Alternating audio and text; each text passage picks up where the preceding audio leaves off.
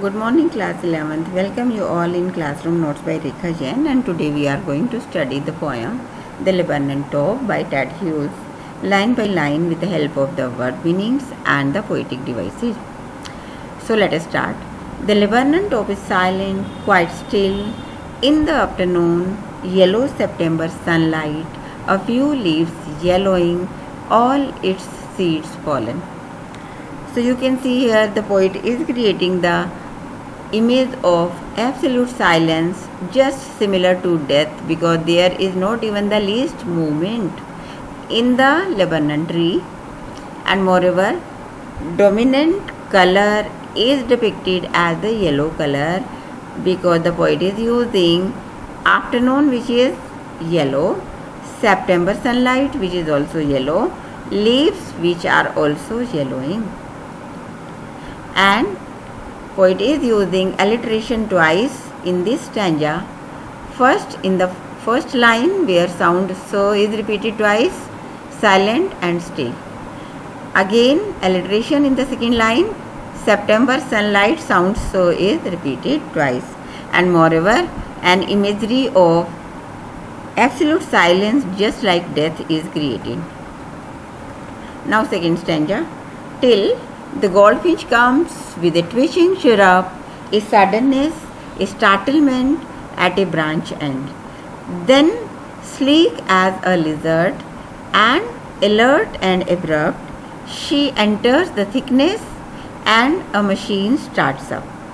Of chitterlings and a tremor of wings and trillings, the whole tree trembles and thrills. So dear students, this second stanza is in absolute contrast with the first one. The first one was a symbol of absolute silence, whereas this is a symbol of absolute liveliness.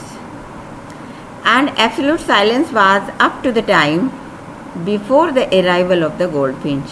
But when she comes, she starts with a short chirruping sounds.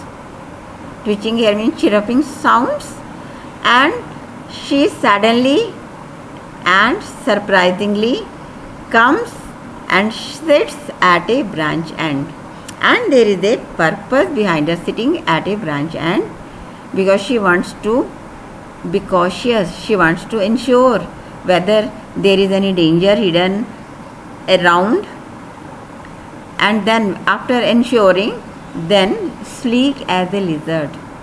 Dear students, sleek is an adverb used for the action of the goldfinch, and this is compared to the action of a lizard.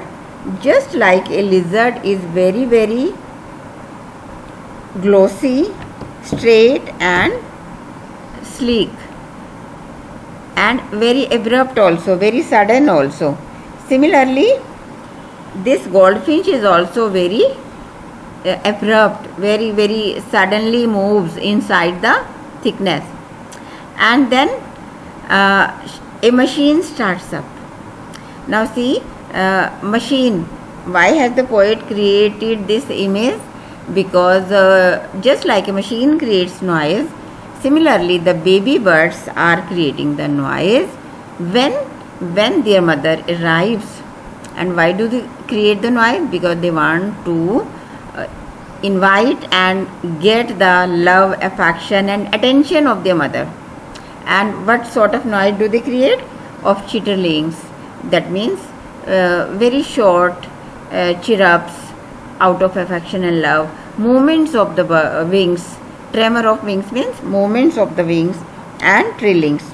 Lovely sounds, affectionate sounds, to have everything from their mother. And the whole tree trembles and thrills. So dear students, here the poet is using the device personification, because the whole tree trembles and thrills, excitement. A tree is excited just like a human being gets excited. Have a look over the devices. Alliteration in tree trembles, repetition of the sound T, repetition of the sound so in sudden startlement, then simile in sleek as a lizard, then metaphor, just like a machine creates noise, baby birds create noise. Engine of her family, I think this line will come in the next stanza. It is the engine of her life. Okay, we will study this in the next stanza. Okay, another device which is personification used by the poet here. When wholly trembles and thrills, quality of a human is brought out in a tree. So she stalks it full and then flirts out to a branch end. That means she fills the fuel in the engine of her family. And what was the engine of her family? All the baby birds. That means she feeds the baby birds to their maximum and then flirts out, means flies out to a branch end. And then branch end again she sits just like she sits in the beginning, just to ensure if there is any hidden danger, then she will stay, otherwise she will fly. Then she sits there showing her barred face identity mask. This means she sits on a branch but behind the two twigs, and every day when she sits there, those two twigs become the mask of her face, and that is her identity. So dear students, as I have told you that engine of her family, here the poet is creating the poetic device, and that is metaphor. And what is the engine of her family? Engine of her family are the baby birds, and she stokes that engine to the full. Okay. Now next stanza. Then with airy delicate whistle chirrups, whispering she launches away towards the infinite, and the Lebanon subsides to empty. After ensuring, and how does she ensure? By creating airy delicate whistle chirrups. That means scary but very soft whistling sounds, chirruping sounds. Why? Because so that if any danger is hidden, that may fly away from there. After ensuring, when she is satisfied that there is no danger, she launches away. That means she flies away towards the infinite. That means towards the sky. And the Lebanon subsides to empty. Lebanon tree once again becomes lifeless, just like in the beginning. And just note, dear students, these baby birds do not move even a bit in the absence of their mother, and they are very much aware of their safety. So another device used here in the word launches, and that device is metaphor. Launches is used for a missile. And why?